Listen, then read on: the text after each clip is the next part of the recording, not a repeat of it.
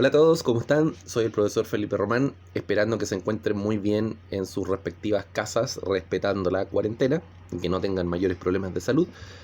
Vamos a empezar esta clase grabada para tercero medio C, ya para poder ir solucionando sus dudas respecto a el capítulo El fin del milenio de Eric Hobsbawm, ¿ya?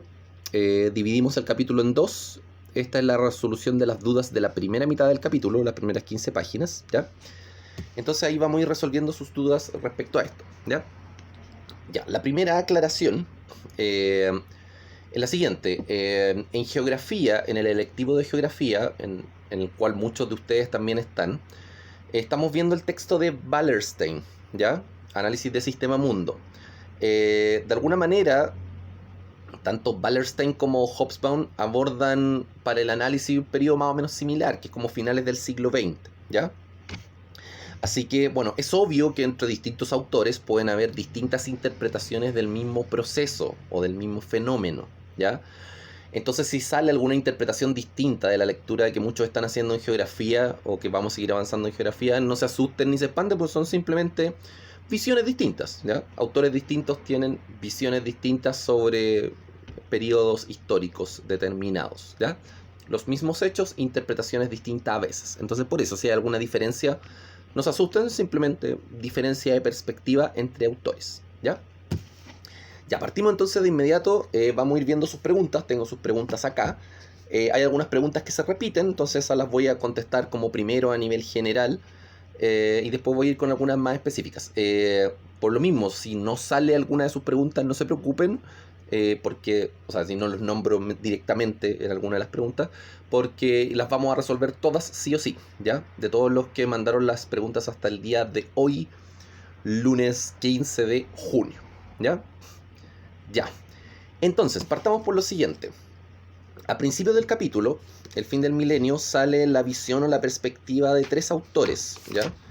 Donde empieza el capítulo aquí en la página 551, ahí donde dice El fin del milenio, aparece la perspectiva de tres autores, ¿ya?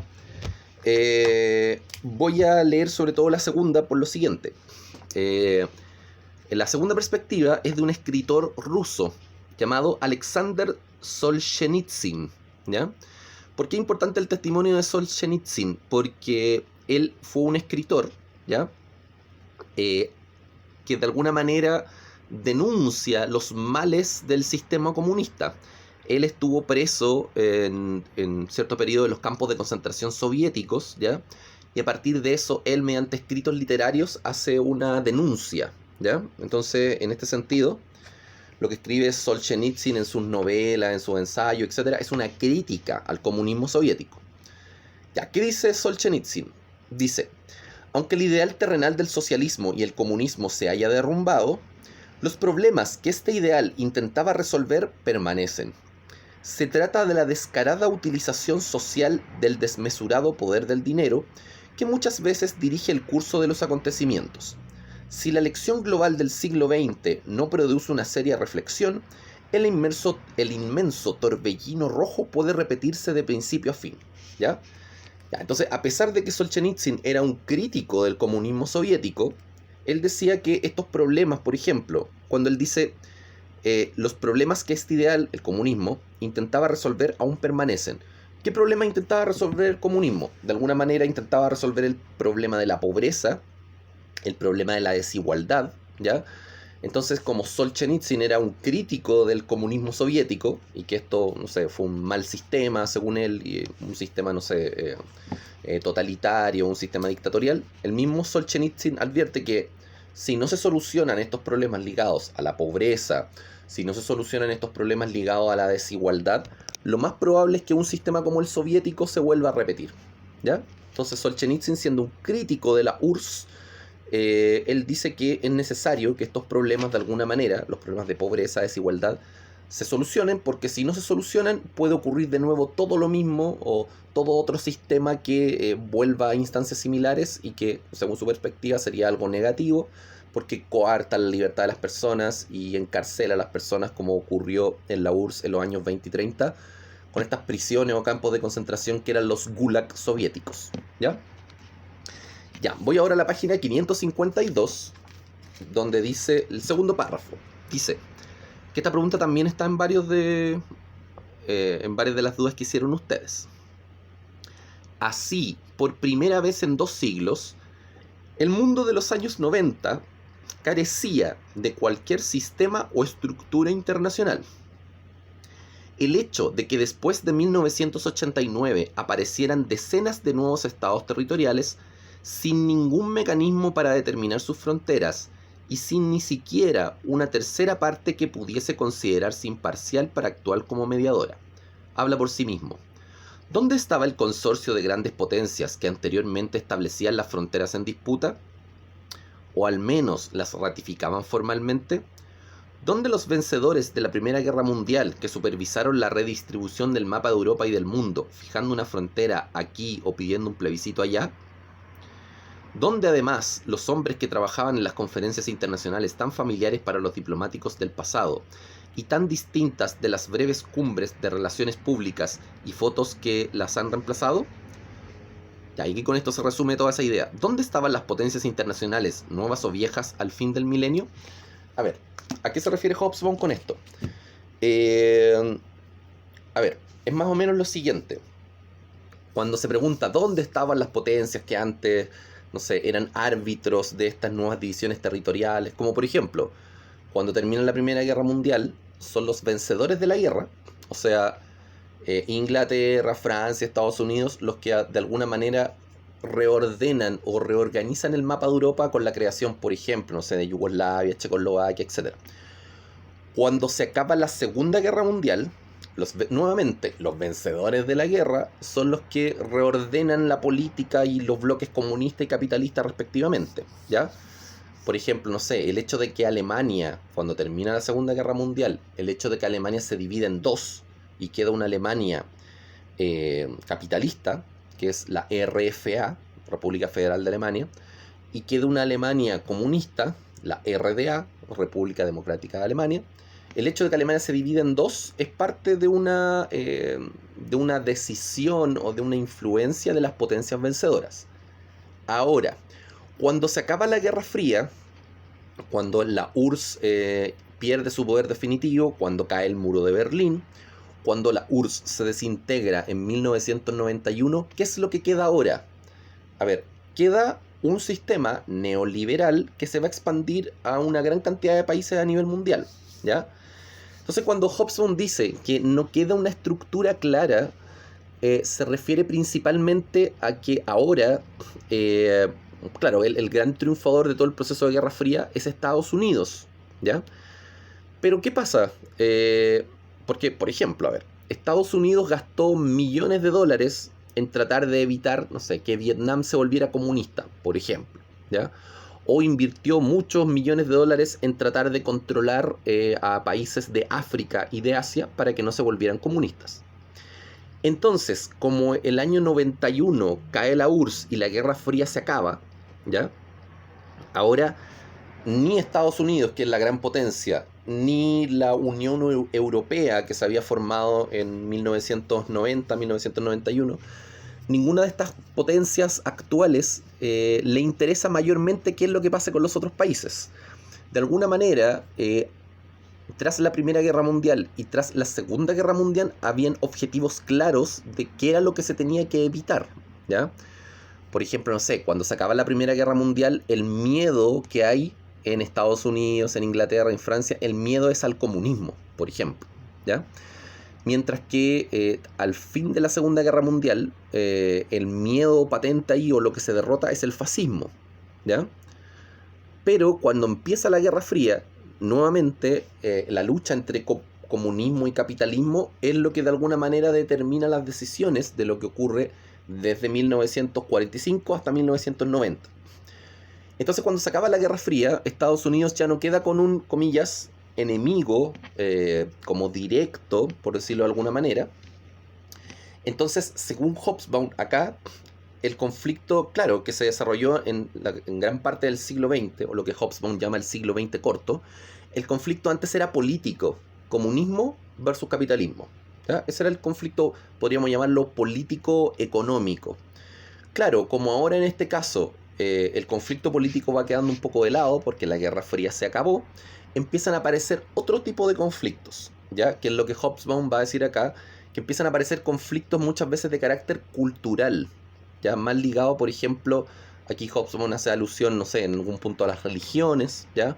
Conflictos étnicos, religiosos, que es lo que en el fondo, por ejemplo, va a detonar varios de los procesos de conflictos en términos de guerra, en términos bélicos, en la década de los 90. Por ejemplo, ¿cuál va a ser una de las guerras más importantes que se da en la década del 90? Por ejemplo, el proceso que ocurre en la ex Yugoslavia. Ya se va a producir ahí un proceso de guerra, por ejemplo, entre Bosnia y Croacia, que es lo que se termina denominando la guerra de Kosovo, ¿ya? Y por ejemplo, ese conflicto va a hacer que Yugoslavia termine separándose, dividiéndose, y de la antigua Yugoslavia van a nacer 6 naciones distintas, ¿ya? Entonces Yugoslavia se separa y se va a convertir en Serbia, Croacia, Macedonia, Bosnia y Herzegovina, Montenegro y Eslovenia. Ya, todos esos países van a salir de la antigua división de Yugoslavia. Eso es por un proceso de guerra, ¿ya? Por ejemplo, va a ocurrir lo mismo de forma un poco más democrática en Checoslovaquia, que se va a hacer una especie como de votación o referéndum para dividir el país en dos. Gana la opción de que sí, el país se va a dividir y se terminan conformando 2 nuevas repúblicas, que es República Checa y Eslovaquia, ¿ya? Entonces Hobsbawm de alguna manera plantea que ahora los conflictos en la década de los 90 ya no van a ser conflictos eminentemente político-económicos como ocurrió durante gran parte del siglo XX corto, sino que ahora el foco de discusión o el foco de conflicto se va a ir dividiendo un poquito más hacia lo que podríamos llamar lo cultural, ¿ya? La diferencia de etnias, de culturas, va a ir generando algunos problemas o algunos conflictos. Ya, voy a partir acá con las preguntas de ustedes. Voy a partir con una pregunta súper general que engloba varias cosas, que es la pregunta que hace Daira, que dice: ¿con qué ideas se desarrolló el liberalismo, el modelo keynesiano y el neoliberalismo? ¿Ya? Ya, esto es materia de entre el año pasado y algunas cosas que hemos visto ahora. Así muy a grosso modo y muy general, las ideas del liberalismo original, al menos en términos económicos, ¿ya? Las ideas del liberalismo vienen de Adam Smith, con su libro La riqueza de las naciones, libro escrito, si mal no recuerdo, 1778, por ahí, como bien cercano a la independencia de Estados Unidos, ¿ya? Entonces, las ideas liberales a nivel económico que se desarrollan durante todo el siglo XIX hasta principios del siglo XX, estamos hablando hasta la crisis de Wall Street en 1929, todas esas ideas del liberalismo original, también llamado liberalismo clásico u ortodoxo, vienen de Adam Smith, ¿ya? Con su libro La riqueza de las naciones.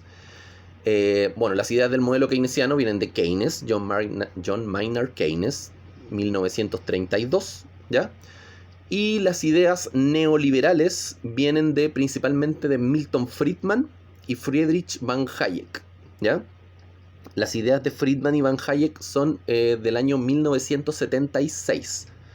Entonces, liberalismo, keynesianismo, neoliberalismo sería Adam Smith, liberalismo; John Maynard Keynes, keynesianismo; y neoliberalismo serían las ideas entonces de Milton Friedman, que empiezan a operar desde 1976, ¿ya?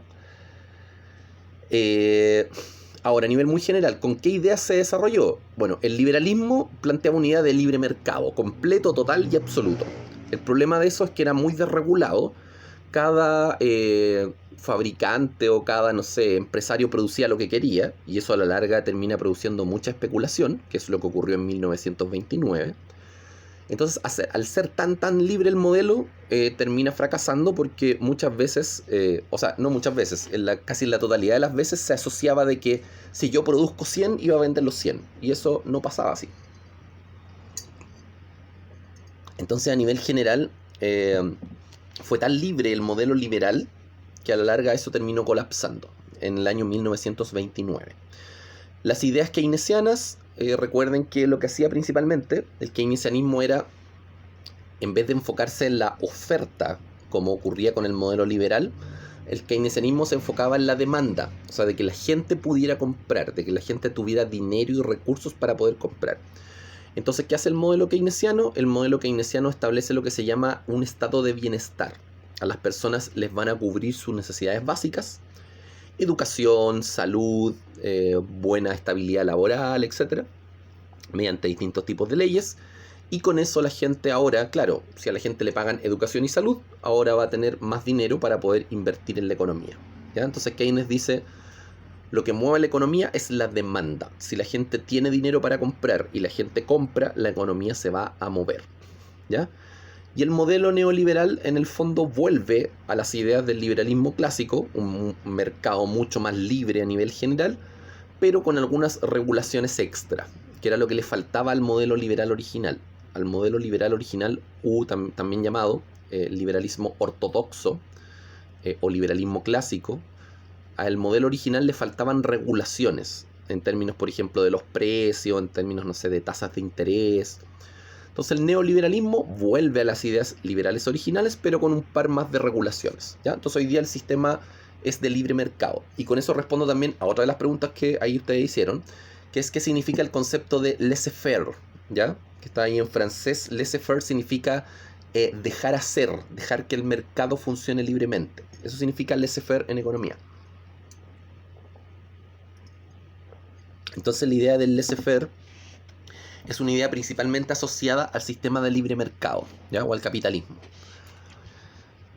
Ya, la otra pregunta de Daira dice, ¿cuál es la diferencia entre liberalismo y nacionalismo?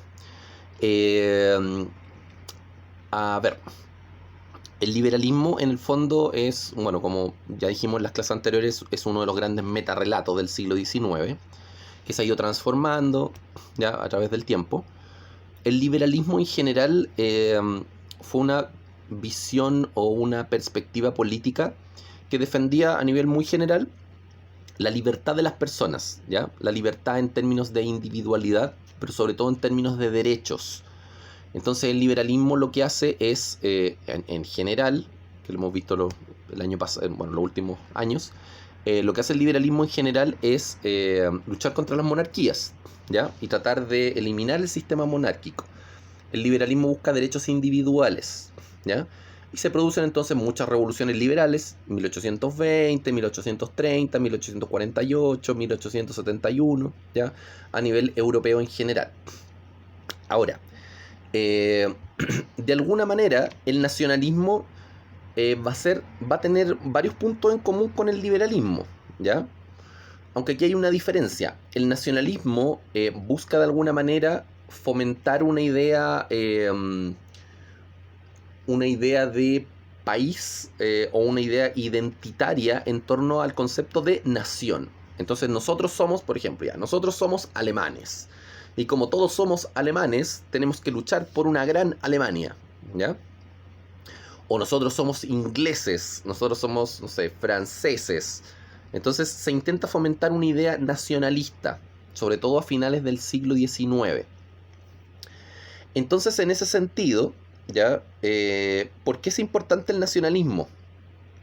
Porque el nacionalismo ayuda a combatir una idea que está naciendo de forma muy patente a finales del siglo XIX, que es el comunismo o el socialismo, ¿ya?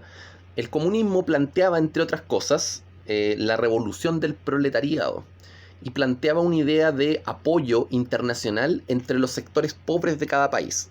Entonces el comunismo decía, por ejemplo, el obrero alemán es tan explotado como el obrero italiano y es tan explotado como el obrero inglés, entonces toda la clase proletaria del mundo debe unirse, ¿ya? Como aparece en el texto de Marx, el manifiesto comunista, que dice, la última frase del manifiesto comunista dice, proletarios del mundo, uníos.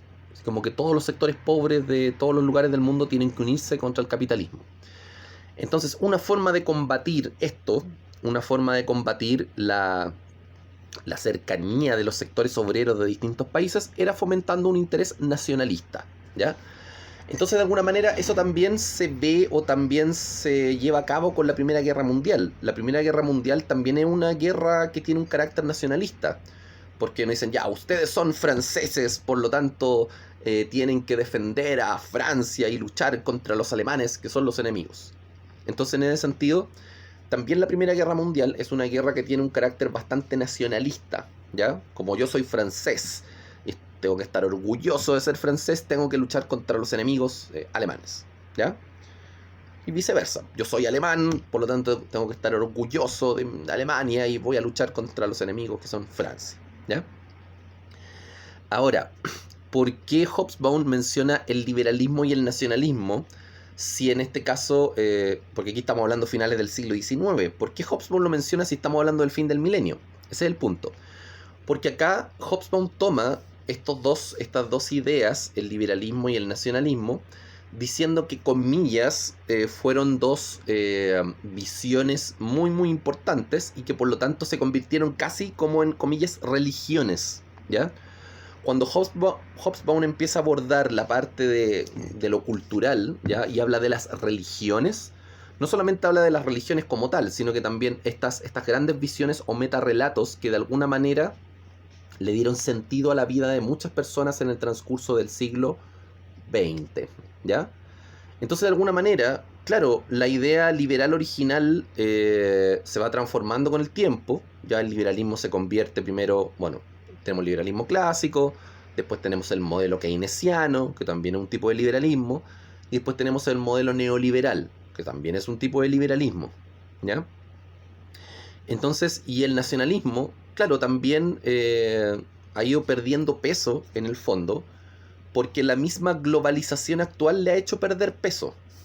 Entonces, hoy día, por ejemplo, no aparece esto textualmente en el libro, pero hoy día, por ejemplo, en muchos países del mundo, la idea de lo nacional ha ido perdiendo peso porque ahora la economía se ha transformado en una economía transnacional, ¿ya? Muchas de las empresas más importantes del mundo ya dejaron de ser empresas norteamericanas o alemanas porque tienen filiales en todo el mundo. O sea, empresas como McDonald's, como Adidas, como Nike, si bien tienen una central en un país en específico, ya no son empresas ni norteamericanas, ni alemanas, ni francesas, son empresas globales, ¿ya? Entonces, muy probablemente, no sé, en muchos países del mundo, no sé, hay muchas personas que consideran más importante la cultura global que lo local del país. Cada vez más las tradiciones culturales han ido quedando como un poco de lado, ¿ya?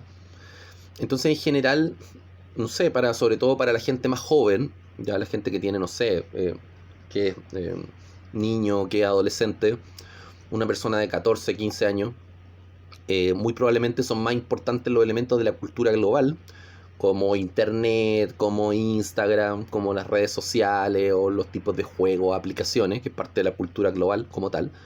Es más importante y reconocible eso que, por ejemplo, no sé, un elemento tradicional del país, como, no sé, un juego popular, por ejemplo, o una tradición de fiestas patrias, ¿ya? Yo le aseguro que, no sé, todos ustedes conocen y saben lo que es Instagram, ¿ya? Pero no todos alguna vez, no sé, han jugado al trompo, por ejemplo, que es como una tradición, no sé, parte de una tradición identitaria, ¿ya? Yo creo que prácticamente todos ustedes, no sé, ya no sé si tienen a esta altura, pero todos saben utilizar, no sé, Facebook, o todos han utilizado o saben lo que es WhatsApp, ¿ya? Pero probablemente no conocen ciertas tradiciones del campo chileno, probablemente, ¿ya? Por lo tanto, el nacionalismo también es una idea que ha ido perdiendo fuerza a través del tiempo. O sea, si comparamos el nacionalismo de 1880 con el nacionalismo del año 2010 o 2020, esa idea es una idea que está como perdiendo peso y perdiendo fuerza. Y el liberalismo, de alguna manera, claro, con el modelo neoliberal establece una cierta globalización y una especie de uniformidad de conductas y patrones a nivel general, ¿ya? Una especie de cultura global. Pero el liberalismo original, de alguna manera, esta idea del libre comercio y todo esto también ha ido en parte perdiendo peso. Y de hecho, no hay que olvidar que el modelo neoliberal también se impone porque el modelo keynesiano hace crisis el año 76. Entonces, de alguna manera, el liberalismo o el capitalismo también ha tenido instancias de crisis muy fuertes, sobre todo en los 70 y los 80, ¿ya? Y claro, en los 90 parece estabilizarse a nivel general, parece generar cierto nivel de crecimiento y de ganancia en muchos países, pero también en otros ha generado mucha desigualdad, ¿ya? Y tenemos el claro ejemplo de Chile, donde claro, Chile estuvo en un periodo de crecimiento en los 90 y en los 2000, pero esa burbuja se termina rompiendo por las temáticas ligadas a problemas de educación, financiamiento de la educación superior, el problema de la AFP. Entonces, nuestra, comillas, estabilidad del sistema económico actual de libre mercado o sistema neoliberal, nuestra estabilidad nos duró aproximadamente unos 15 años y desde el 2006 en adelante el sistema ha ido haciendo crisis sucesivamente por distintos temas, salud, educación, AFP, etc. ¿Ya? Llegando ahí a un punto crítico como lo hemos visto el año 2019, donde se están criticando ahora las bases del sistema económico en general. Entonces, a eso, bueno, considerar que también el libro Historia del siglo XX es escrito a finales de los 90, ¿ya? Entonces también en ese sentido, Hobsbawm logra analizar lo que está pasando hasta mediados de los 90 aproximadamente, ¿ya? O sea, aquí en el libro no se considera nada que vaya más allá del año, no sé, 1997. Entonces, en ese sentido, claro, lo que analiza Hobsbawm en términos de los años 90 está enfocado sobre todo a la idea de que ya no hay una pauta internacional para todo, como sí ocurrió tras la Primera Guerra Mundial y tras la Segunda Guerra Mundial. Entonces ahora, claro, Estados Unidos tiene un modelo neoliberal, pero si, no sé, hay un conflicto, como dice en el libro, en Bosnia o en Somalia, por ejemplo, Estados Unidos ya no va a invertir dinero ni ir a meterse ahí porque para sus fines económicos ya como que da lo mismo, ¿ya? Ya no es como antes que había que, no sé, derrotar al comunismo, derrotar al fascismo. Ahora simplemente, bueno, que se la arreglen entre ellos, entonces ya no hay ninguna potencia que sirva como de árbitro de estas circunstancias, ¿ya? Ya, con eso respondo a la pregunta de Daira, que me tomé esa pregunta primero porque era bastante general y lograba también ahí resumir unos aspectos importantes del siglo XX. Ya, tenemos acá la pregunta de Nicole Barcaza. Dice, ¿el neoliberalismo trajo más avances o problemas a la sociedad actual? Bueno, trajo algunos avances a nivel tecnológico, pero también trajo muchos problemas en términos de igualdad y en términos de acceso a derechos sociales, ¿ya? Entonces el neoliberalismo también genera muchos problemas. Ya, la segunda pregunta dice, ¿el Estado se debilitó o se reforzó con esta nueva reforma o pensamiento neoliberal? A ver, a nivel económico el Estado se debilita, porque tiene cada vez, con el neoliberalismo, el Estado tiene cada vez menos participación, ¿ya? Entonces a nivel general, el Estado se debilita. Pero claro, también para mantener la lógica del modelo neoliberal, el Estado de alguna manera necesita hacer el papel de lo que se llama el Estado vigilante o el Estado gendarme. Entonces en ese sentido, claro, para que puedan funcionar las AFPs, por ejemplo, ya que es un modelo bastante poco, no sé, beneficioso con las pensiones de las personas en general, tiene también que mantener cierto control policial, porque claro, si la gente no sé, desarrolla movimientos como No Más AFP y todos están descontentos con el sistema, obviamente el Estado tiene que proteger las AFP en términos legales, en términos políticos, en términos económicos. Entonces, claro, el Estado tiene que resguardar estas instituciones para que funcionen, comillas, lo mejor posible. Y eso también le entregue ciertos beneficios económicos a grupos empresariales específicos. Ya. Nicola aquí también dice, lo de las Torres Gemelas sucedió por esto mismo, por el tema de los conflictos culturales, por esto mismo de la rivalidad entre los países, entre lo cultural. Bueno, muchos autores dirían que sí, porque es un conflicto que viene desde lo religioso, ¿ya? Y que aquí el mismo Hobsbawm plantea que las guerras religiosas o muchos países de Medio Oriente, en los conflictos que ellos tienen en términos religiosos, no solamente critican a la religión occidental o las religiones occidentales, sino que también hay una crítica implícita a Occidente en su conjunto. Y en este sentido, el que representa todas las problemáticas para ellos que chocan con muchos de sus elementos culturales es Estados Unidos. O sea, Estados Unidos en este caso es como el gran enemigo del mundo oriental. Ya, vamos con la pregunta de Belén Contreras. Ya, Belén plantea. ¿Cuál fue el conflicto anglo-argentino de 1982? Esa fue la famosa Guerra de las Malvinas, ya que es un conflicto territorial entre Inglaterra y Argentina, que finalmente terminan ganando los ingleses, ¿ya? Hobsbawm aquí también lo establece como un ejemplo de estas guerras o conflictos que ya no tienen que ver con la Guerra Fría en sí, sino que por problemáticas locales o por problemas territoriales entre dos países o por problemas culturales. Entonces empieza a cambiar un poquito el foco de lo político-económico de la Guerra Fría a otros conflictos de carácter más local, ¿ya? Y uno de esos conflictos es la Guerra de las Malvinas 1982, que termina ganando Inglaterra, ¿ya? Que ellos le llaman Islas Falklands. Ya, dice acá explicar si es importante quién es Muhammad Ben Abdallah o el Mulá Loco. Ya, su nombre real era Sayyid Mohammed Ben Abdullah o el Mulá Loco. Él fue un un luchador social, por decirlo de alguna manera, un revolucionario de Somalia, ¿ya? ¿Y por qué lo citan? ¿Por qué lo citan en el texto? Porque Somalia era una colonia de Europa, ¿ya? En el contexto de principios del siglo XX. Y entonces este individuo, ¿ya? El Mulá Loco, el Muhammad Ben Abdallah, inicia un proceso para tratar de que Somalia se libere, ¿ya?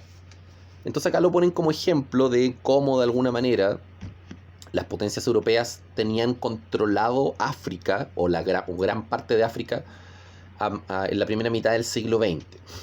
¿Ya? Ya, Belén también pregunta, se plantea que luego de la Revolución Económica Mundial iniciada en 1945, quedaron consecuencias ecológicas. ¿Cuáles fueron las más importantes? Bueno, aquí la más evidente es que con la construcción de las bombas atómicas, por ejemplo, y el desarrollo de la energía nuclear, se ha desarrollado, por ejemplo, una gran cantidad de desechos tóxicos o nucleares. Y paralelo a esto, el modelo keynesiano y todo este periodo que se llamó la Edad de Oro, los 50 y los 60, se aumenta mucho el consumo, ¿ya? De electrodomésticos. Véanlo simplemente qué es lo que pasa con el tema de los celulares actualmente, ¿ya? Los modelos económicos, primero el keynesianismo y luego el modelo neoliberal, cuando empiezan a producir productos tecnológicos, muchos de estos productos tecnológicos son de una duración breve. O sea, ustedes tienen un celular 2-3 años, le empieza a fallar la batería, ¿cierto? Se empieza a echar a perder y después sale más fácil comprarse uno nuevo que arreglar el que ya tienen. Entonces, si ustedes sacan la cuenta, no sé, en Chile hay más celulares que personas, ¿ya? Teniendo en cuenta todos los celulares que se pierden, se roban, se echan a perder, se echa a perder la pantalla, la basura que se genera a partir de todo eso es gigantesca. Y estamos hablando solamente en Chile. Imagínense a nivel mundial la cantidad de basura tecnológica que se produce. Y eso obviamente, o sea, si consideramos que los celulares se empiezan, no sé, a transar en el mercado a finales de los 80, principios de los 90, ¿llevamos cuánto? Llevamos 30 años de producción de celulares. Y eso ha producido toneladas, toneladas y toneladas y más toneladas de basura tecnológica. Y estoy hablando de los celulares, que es algo relativamente pequeño. Imagínense lo que pasa con las pantallas de los computadores y un montón de otros elementos que no son reciclables, ¿ya? Entonces una de las grandes consecuencias que se ha producido es a partir del avance tecnológico, la gran cantidad de basura tecnológica que se ha producido, ¿ya? Ya, esas son las consecuencias ecológicas más importantes. Ya, la pregunta de Daira ya la vimos. Catalina Delgadillo dice, en uno de los fragmentos iniciales al texto dice, por una crisis permanente y la ausencia de cualquier tipo de statu quo. Statu quo, un orden establecido, ¿ya? Entonces, ¿quién era el statu quo durante la Guerra Fría? Capitalismo norteamericano, comunismo soviético. Y ese statu quo se pierde con el fin de la Guerra Fría. Entonces ahora cada país como que soluciona sus problemas de forma interna, ¿ya? Ya no está ese statu quo que regía de alguna manera la política de los países en ese contexto. Y aquí también Cata Delgadillo pregunta, ¿cuál fue el auge del fundamentalismo islámico? ¿Qué relación tuvo que ver con Occidente? Ya, a ver, primero el concepto de fundamentalismo es una idea que viene de Occidente, principalmente de Estados Unidos, que a los países de Medio Oriente, por tener una religión distinta y porque ellos se rigen mucho por su idea original, ya de la religión islámica, les llaman fundamentalistas. Fundamentalistas es sinónimo como de extremo, ¿ya? Entonces, a nivel general, a ver, no es que el fundamentalismo haya tenido un auge en general. O sea, se posiciona de manera importante en los 90 por lo siguiente, porque, a ver, en el contexto de Guerra Fría, en general, muchos países de África o muchos países de Asia, por ejemplo, estaban bajo la tutela de Estados Unidos o de la Unión Soviética. O sea, o tenían elementos comunistas o elementos capitalistas. Recuerden que muchos de estos países eran colonias de Europa. Recuerden que, no sé, la mitad de África era de los franceses y la otra mitad de los ingleses y unos pequeños lugares eran de otros países. Entonces, ¿qué pasa? Esto es lo que vimos el año pasado, los procesos de descolonización. Cuando se acaba la Segunda Guerra Mundial, estos países se van a liberar, se van a independizar. Entonces ahí llega, por ejemplo, ya, no sé, un país que se liberó recién, no sé, los años 50, 60, llega ahí Estados Unidos a meterse, a tratar de implementar el capitalismo, o llega la Unión Soviética a tratar de implementar el comunismo, ¿ya? Y en general muchos de estos países van a tener un control o de Estados Unidos o de la Unión Soviética. Entonces, ¿por qué los defensores de la religión islámica van a tener como una especie como de, no sé, auge o importancia en los 90? Bueno, porque cuando se acaba la Guerra Fría, Estados Unidos, bueno, la URSS ya se sale del dominio africano o el dominio asiático, porque no le reporta ningún beneficio, y para Estados Unidos va a pasar más o menos lo mismo, ¿ya? Entonces Estados Unidos dice, bueno, ¿para qué ya vamos a estar controlando, no sé, Irak, si ya eso ya no nos reporta beneficio, no sé, en términos de dominio económico, político, etc. Entonces, en el fondo, en los 90, Estados Unidos deja, comillas, libre, bueno, esto empieza a pasar a finales de los 80, Estados Unidos deja libre, o un poquito más independiente a nivel económico, a muchas de estas naciones que fueron sus aliados durante la Guerra Fría. Pero claro, como ahora son lugares independientes, muchos de ellos tenían gobiernos que eran dictatoriales, ¿ya? Que es lo que ocurre, por ejemplo, no sé, en Egipto, ¿ya? Y al quedar ahí gobiernos dictatoriales o gobiernos con características militares o autoritarias, esos gobiernos después se van a enemistar con Estados Unidos y van a tener conflictos, ¿ya? Que se ve reflejado, no sé, por ejemplo, en una guerra que se menciona en el texto, que es la guerra del Golfo Pérsico, ¿ya? Que Estados Unidos ahí va a tener un conflicto importante con Irak, ¿ya? Siendo que anteriormente, durante la Guerra Fría, Irak durante un tiempo fue uno de sus aliados. Entonces, claro, la idea de la religión islámica y grupos armados islámicos que van a criticar a Occidente, esa es como la relación que tiene con Occidente, es una relación muy crítica. Los grupos islámicos van a ser muy críticos de la cultura occidental en general, ¿ya? Y va a tener cierta expansión. Bueno, algunos de estos grupos, por ejemplo, van a conformar organizaciones que van a hacer, por ejemplo, algunos atentados terroristas, o van a conformar agrupaciones que van a desarrollar procesos de guerra civil al interior de los países, y que es parte de estos problemas culturales que explica Hobsbawm, ¿ya? Entonces ahí la religión tiene un carácter importante en estos nuevos conflictos, porque es la religión islámica, ya la religión que viene de Alá, Mahoma, ¿ya? Y todos esos elementos, lo que va a generar también un problema en términos de conflictos locales o internos, ¿ya? Ya, Gianfranco Di Biagio pregunta, cuando Hobsbawm habla de Alemania y Japón eran grandes potencias económicas, pero ninguna de ellas vio la necesidad de reforzar sus grandes recursos económicos con potencial militar en el sentido tradicional, ni siquiera cuando tuvieron la libertad de hacerlo, aunque nadie sabe qué habrá en el futuro. ¿Habla de los países luego de la Segunda Guerra Mundial o de la primera? Habla posterior a la Segunda Guerra Mundial, ¿ya? Porque, claro, Alemania en el fondo queda administrada un lado capitalista, más por Estados Unidos, y un lado comunista más administrado por la Unión Soviética. Entonces, claro, Hobsbawm también plantea que las guerras, así como se dio la Primera y la Segunda Guerra Mundial, es más difícil que eso ocurra en la actualidad. porque el conflicto que antes era más político, económico, territorial, ahora ese conflicto con la Guerra Fría y con las instancias posteriores pasa a segundo plano. Entonces, claro, hoy día estos países, Japón, Alemania, ¿de qué están preocupados? Bueno, de su avance tecnológico, de su bienestar social, pero los conflictos que en general se vieron en el siglo XX, esos conflictos empezaron a quedar de lado, ¿ya? Entonces, aunque claro, pueden hoy día tener libertad, no sé, para armarse en términos militares o algo así, pero en general ya no hay una necesidad de eso.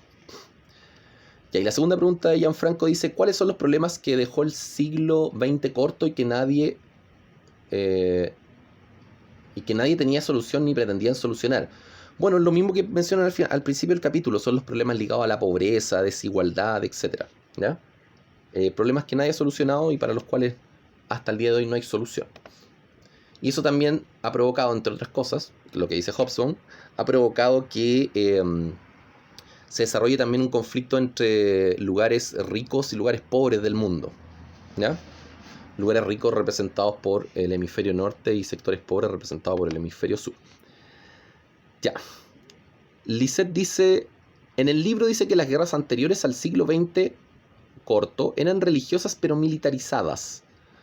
¿No hubo otro punto que fuera el que culminó estas guerras? A ver, cuando en el capítulo se habla de guerras religiosas, primero se está hablando del conflicto entre los católicos y los protestantes, que es un conflicto que parte por ahí por 1520 y que se desarrolla a lo largo como de 3 siglos, ¿ya? Lo que pasa, bueno, hubo países que se terminaron convirtiendo al protestantismo, Inglaterra, Estados Unidos,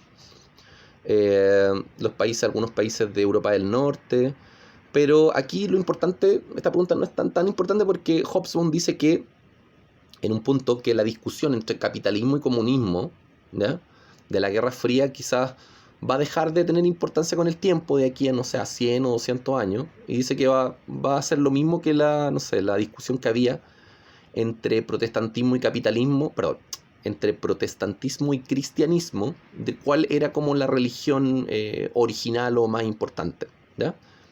Entonces, Hobsbawm aquí hace como una metáfora de que en el fondo el conflicto religioso que antes había entre catolicismo y protestantismo, una cuestión como de creencia personal, en el siglo XX eso se desplazó y ahora la creencia de las personas no estaba entre catolicismo o protestantismo, sino que estaba entre capitalismo y comunismo, ¿ya? Entonces ahí Hobsbawm, claro, ahí quizás se hace como un poco confuso, pero eso es lo que hace Hobsbawm, ya hace como una metáfora de que los sistemas económicos se convirtieron, comillas, como en las nuevas religiones del siglo XX. Ya, entonces aquí cuando Lisette dice no hubo un punto que fuera el que culminó estas guerras, no hay algo en sí como específico. Sobre todo esas visiones religiosas estaban muy ligadas, por ejemplo, el catolicismo estaba muy ligado a las monarquías, ¿ya? Entonces, de alguna manera, no sé, quizás, por ejemplo, los procesos de independencia de Latinoamérica podrían ser como un punto de quiebre, porque claro, muchos de los elementos católicos, por ejemplo, que habían acá en Latinoamérica igual se mantienen, pero ahora bajo un modelo republicano, ¿ya? Pero no hay como un punto de quiebre o que como que termine estas guerras. De hecho, hay muchos de estos conflictos que siguen hasta el día de hoy. En el libro también mencionan un movimiento, el IRA, que se refiere a una especie como de ejército irlandés, porque también incluso en la misma Irlanda, por ejemplo, hasta el día de hoy siguen estos conflictos. Por ejemplo, en 1921 hubo un conflicto ahí entre Irlanda del Norte, que es más protestante, e Irlanda del Sur, que es más católico. Entonces, en ese sentido, ahí también hay como conflictos religiosos que hasta el día de hoy no se han resuelto. Ya, Lisette también pregunta, ¿para quién es conveniente que aumente la tasa de natalidad? Ya que, como menciona el libro, a las altas sociedades en sí no les favorece. A ver, que haya mucha natalidad en el mundo en verdad no le favorece a nadie, porque lo que Hobsbawm está revisando en ese punto es que uno de los grandes problemas de la humanidad es la sobrepoblación. Entonces dice ahí, plantea en el libro, si los países pobres, claro, países africanos, latinoamericanos, etcétera, tercer mundo, Si los países pobres logran tener una natalidad más baja o más controlada, ¿ya? Dice que el mundo de alguna manera se podía estabilizar en términos de población. Bueno, y también Hobsbawm es un poco catastrófico porque dice, si esto no se logra, no sé qué tantas esperanzas podamos tener en el futuro, ¿ya? En algunos países se ha logrado de alguna manera controlar un poco la tasa de natalidad, pero sobre todo en los lugares más pobres del mundo, en muchos países de África, la tasa de natalidad sigue bastante alta, no se ha controlado. Entonces tenemos un problema de sobrepoblación ahí importante y que es uno de los problemas de la actualidad. Entonces, ¿a quién le podría favorecer una tasa de natalidad alta? Bueno, le podría favorecer quizás a algunos empresarios que buscan mucha mano de obra barata y que quieren contratar mucha gente sin calificación, porque esto ocurre principalmente en países pobres. O sea, ¿quién le podría favorecer la tasa de natalidad alta? Bueno, ciertos empresarios que quieren mano de obra abundante y barata, pero en general, a nivel mundial, es un problema grave. Josefa Fuentes, ¿a qué se refiere Hobsbawm con la democratización de los medios de destrucción? Bueno, esto es una idea como sencilla. Dice que en el fondo los medios de destrucción, o sea, armas nucleares o armas en general, dice cómo se privatizaron. Ahora, no sé, distintas empresas en el mundo pueden vender armas, pueden vender, no sé, metralleta, no sé, distintos tipos de bomba y otras instancias. El hecho de que la industria militar se privatice, ahora cualquiera persona, bueno, obviamente hay restricciones, pero se hace mucho más fácil, por ejemplo, no sé, acceder a una, no sé, una pistola, una metralleta, lo que sea. Entonces por eso dice que comillas, se democratizan los medios de destrucción. Y eso hace que también hay un mayor peligro como a nivel cotidiano. Ya. Ya, Josefa también pregunta, ¿por qué las religiones tradicionales decayeron? Porque en el contexto actual, la religión, así como las visiones políticas, son metarrelatos. Y esos metarrelatos en el contexto actual, posmoderno, de alguna manera, han ido perdiendo peso. Porque estas grandes verdades colectivas, que eran los metarrelatos, ahora van cediendo o van dando paso a ideas de carácter más individual, ¿ya? Como lo vimos en el capítulo anterior. Entonces, en el mundo en general, todas las religiones tradicionales han ido decayendo, han ido perdiendo adeptos en comparación a lo que había a finales del siglo XIX o principios del siglo XX. Entonces eso, contexto posmoderno, caída de los metarrelatos, y las religiones han ido perdiendo peso político y cultural. Todas. Ya. Cristian Galás, ¿qué causó la crisis del petróleo? Bueno, esa fue una guerra que ocurrió en el año 1974, una guerra entre Israel y Palestina. Las potencias occidentales, Inglaterra, Estados Unidos, apoyan a Israel, mientras que otros países de Medio Oriente apoyan a Palestina, ¿ya? Bueno, gana Israel con el apoyo de Estados Unidos, con el apoyo de Inglaterra, y los países derrotados, Siria, Irán, Libia, etc., que apoyaron a Palestina, lo que hacen es subirle el precio del petróleo a Occidente, ya como castigo por la guerra que sufrieron. Entonces Estados Unidos va a acceder a un petróleo cada vez más caro, y como Estados Unidos tiene que gastar mucho en petróleo, eso termina produciendo una crisis económica. A eso se le llamó la crisis del petróleo. 1974, y eso en el fondo fue un proceso bien importante porque a la larga termina produciendo la crisis del sistema keynesiano. Así que por eso es bien importante. Ya. Dice... esto ya lo explicamos. ¿Por qué los países aliados de Estados Unidos en la Guerra Fría... ¿por qué se vuelven sus aliados si es que tenían sistemas diferentes? Bueno, es que había muchos países que tenían sistemas diferentes, pero si estaban dentro de cierto margen capitalista, Estados Unidos los apoyaba igual, o les prestaba plata. Como por ejemplo el mismo caso de Chile, ¿ya? Chile no tenía un sistema completamente capitalista, pero igual recibe dineros y préstamos de Estados Unidos en los 60, por ejemplo, el gobierno de Eduardo Frei Montalva. Entonces, claro, cuando en Chile, por ejemplo, no sé, ya llega Allende al poder, ahí Estados Unidos, como es un sistema más ligado al comunismo soviético, Estados Unidos declara entiende que Allende es un enemigo de su sistema económico, ¿ya? Pero claro, los países van cambiando de gobernantes, los países tienen distintos periodos, entonces sí, se podía dar el caso de que tenían un sistema distinto al norteamericano, pero que recibían apoyo o préstamos igual. Ya. Andrés Sebastián García Uribe pregunta ¿qué es el término de facto? Es de hecho, ¿ya? No es que algo que esté escrito o pactado, sino que se da en la práctica. También pregunta, ¿se puede decir que la Unión Soviética se derrumbó debido a su arrogancia y creer que nunca iba a tener problemas como los países del tercer mundo? ¿Puede que le pase lo mismo en el futuro al capitalismo y al modelo neoliberal? Por supuesto que puede que pase. Sí, la URSS fue un poco arrogante en el sentido de que ellos pensaban que su sistema estaba súper bien, pero en verdad tienen una crisis económica importante desde el principio de los 80. ¿Al neoliberalismo le puede pasar lo mismo? Sí, le puede pasar perfectamente lo mismo. La URSS descuidó a nivel general su producción industrial. La producción industrial de la URSS bajó mucho a principios de los 80 porque se dedicaron a vender petróleo en crudo, ¿ya? Entonces descuidan la industria y eso les generó muchos problemas económicos y fue una de las causas de su crisis total, ¿ya? Ya, también pregunta ahí Sebastián García por la economía laissez-faire, que ya lo respondimos. Ya, Lizeth Guayaquil, ¿cómo el desarrollo demográfico afectará el desarrollo del neoliberalismo?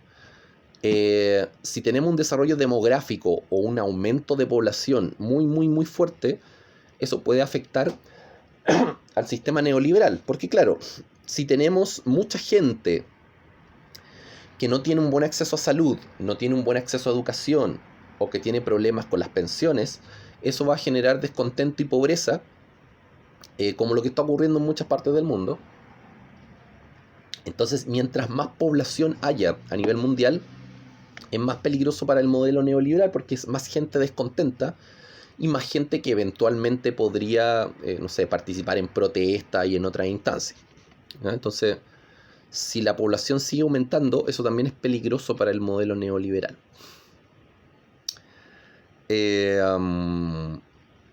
También pregunta, ¿el neoliberalismo se deberá hacer cargo de todos los aspectos ecológicos del mundo, donde deberá primar la conservación de los recursos? ¿Será el neoliberalismo el encargado de buscar nuevos recursos como parte del negocio?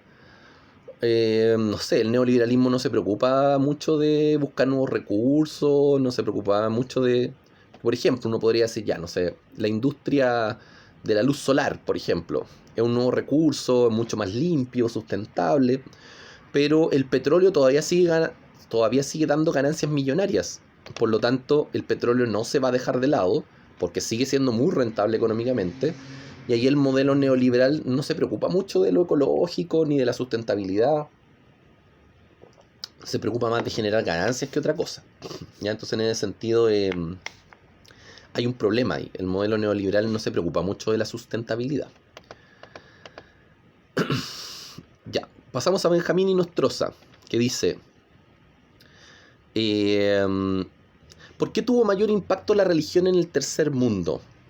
Bueno, principalmente porque aquí cuando Hobsbawm habla del tercer mundo se refiere principalmente a países africanos y asiáticos, ¿ya?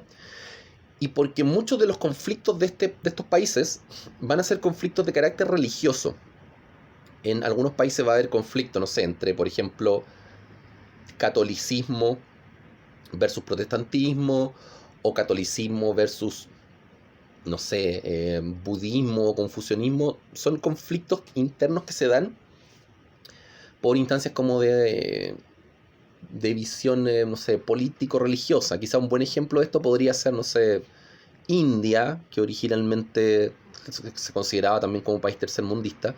En India, por ejemplo, por su desarrollo cultural, habían como 3 religiones distintas. Había un grupo católico en India, también había población islámica y también había población hinduista. Entonces, cuando, claro, los países se independizan de las potencias, como el caso de India, que se independizó en 1947, empiezan los conflictos entre ellos, ¿ya? O sea, claro, antes todos estaban, no sé, unidos para luchar contra los ingleses, por ejemplo, para independizarse de Inglaterra. Pero claro, cuando India efectivamente logra independizarse de Inglaterra, ahora aparecen los conflictos internos entre las religiones, ¿ya? Y lo mismo pasó en muchos países de África. Muchos países africanos, por ejemplo, estuvieron luchando en procesos de guerra o conflicto mucho tiempo por independizarse de Estados Unidos, ¿ya? Perdón, por independizarse de las potencias europeas. Luego de eso, después de la Guerra Fría, ahora luchan por independizarse de Estados Unidos o de la Unión Soviética. Entonces, cuando ya se logra eso, cuando ya se logran esos procesos de independencia, ahora empiezan a aparecer los conflictos internos o los conflictos locales, ¿ya? Y aquí la primera pregunta, Benjamín, habla de a qué se refiere con, bueno, un texto de la página 560. No era la primera vez que una combinación de inanidad intelectual con fuertes y a veces desesperadas emociones colectivas resultaba políticamente poderoso en época de crisis, inseguridad, grandes partes. Bueno, esto habla básicamente de lo que ocurre a principios de los 90. Que claro, cuando dice acá inanidad intelectual, se refiere a que ya no hay grandes ideas que puedan unir al mundo en su conjunto. Claro, quizás la única idea es el neoliberalismo, ¿ya? Pero por ejemplo, no sé, si uno lo compara con lo que ocurría en los 50, que estaba, no sé, el modelo capitalista norteamericano muy fuerte, la Edad de Oro, o el modelo comunista soviético, todo eso tenía, todos esos sistemas tenían una base intelectual muy fuerte, ¿ya? ¿Y qué nos queda en los 90? Solamente el modelo neoliberal, que claro, tiene una cierta base intelectual, pero tampoco era tan fuerte como las anteriores. Entonces ahora como que nos quedamos en una especie como de vacío teórico, conceptual, de sistemas económicos que antes era muy abundante en el transcurso del siglo XX. Bueno, básicamente eso, ya que poca producción intelectual a nivel de, no sé, nuevos sistemas o algo así, sumado a emociones colectivas fuertes, periodos de crisis, que es lo que se desarrolla desde los 70 hasta el día de hoy. Ya, Alonso Jerez pregunta qué diferencia existe entre los distintos procesos del liberalismo, ya lo explicamos en una pregunta anterior. ¿Por qué el modelo neoliberal fue tan exitoso en algunos países y en otros no? Bueno, ¿en qué lugares ha sido exitoso? En países desarrollados, Estados Unidos, Inglaterra, Francia hasta cierto punto, pero sobre todo en los países menos desarrollados o que no tienen industrias, el modelo a la larga, claro, ha producido crecimiento y riqueza, pero también ha producido mucha desigualdad y pobreza. O sea, depende en qué parte del mundo lo apliquemos también, ¿ya? Ya, Magdalena Lara pregunta ¿por qué el fin del milenio se caracterizó por una crisis permanente de la seguridad? Porque claro, como estos conflictos políticos ahora dan paso a instancias de carácter más cultural, claro, en los 90 empieza a surgir el concepto o la idea del terrorismo, sobre todo como por grupos locales que van a ser atentados en ciertos contextos, ¿ya? Ahí tenemos, no sé, algunos grupos como, no sé, Al-Qaeda, o incluso al interior de algunos países en la misma Europa, ¿ya? Aparecen movimientos como, no sé, que reivindican tierras o que quieren instancias de independencia, movimientos como ETA y otros que en algún momento han tratado de desarrollar instancias de independencia y también para eso han aplicado violencia en algunos contextos, entonces se los tacha o se los tilda de terroristas, ¿ya? Entonces por eso hay una crisis de la seguridad, porque ahora en este contexto muchos de estos grupos independentistas tienen reivindicaciones propias y esto es parte de los conflictos culturales de los 90. Ya. Montserrat Meléndez, ¿qué diferencia existen entre los...? Bueno, aquí la pregunta muy similar a Alonso Jerez. Y ya, tú también acá lo respondimos. Ya. Pasamos a las preguntas de Camila Nilo. La falta de identidad que se vivió a fines del siglo XX afectó a la cultura en general y qué consecuencias trajo además de la xenofobia. Sí, a finales, o sea, en los 90 y en el mundo actual hay una crisis identitaria, porque antes la identidad se definía mucho por el tema del nacionalismo, por ejemplo. Entonces ahora como el nacionalismo decae, sí, hay una crisis identitaria importante.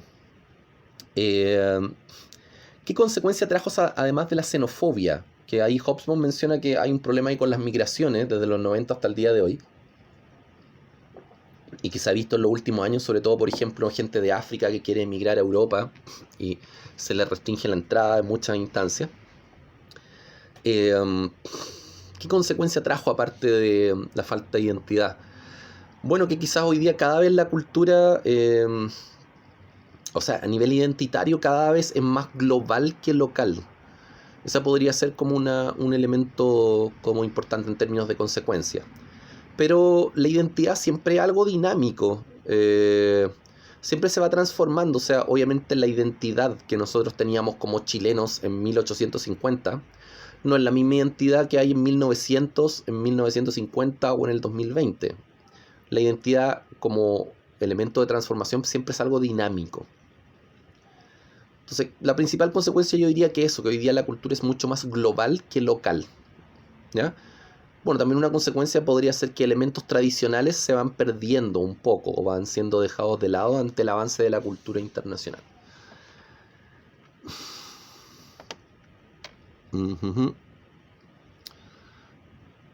Ya. Bueno, acá también Camila pregunta, ¿vale la pena estar perdiendo la ecología por la economía? Yo diría que no. El modelo neoliberal lo hace, obtiene ganancias como sea.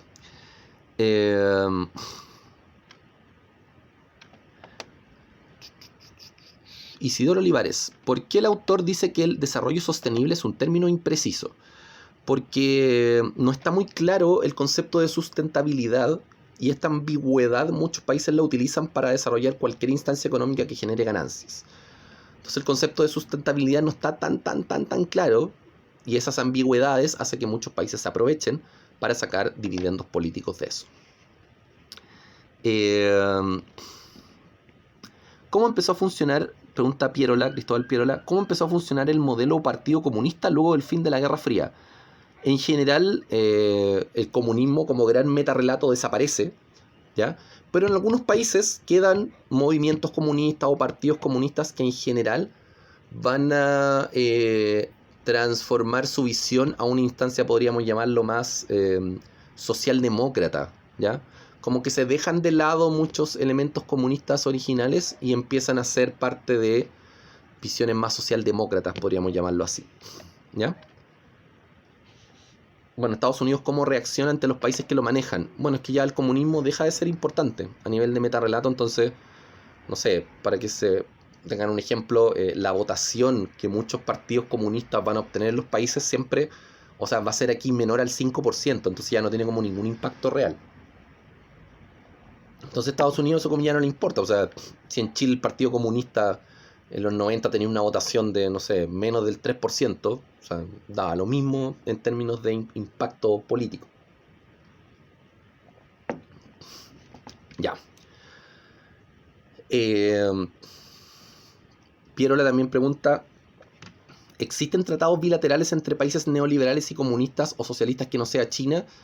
En general no, porque los países que mantienen una cierta base comunista, no sé, como por ejemplo Cuba no tiene como, no sé, grandes tratados de libre comercio o algo así, porque ellos no son parte de ese sistema.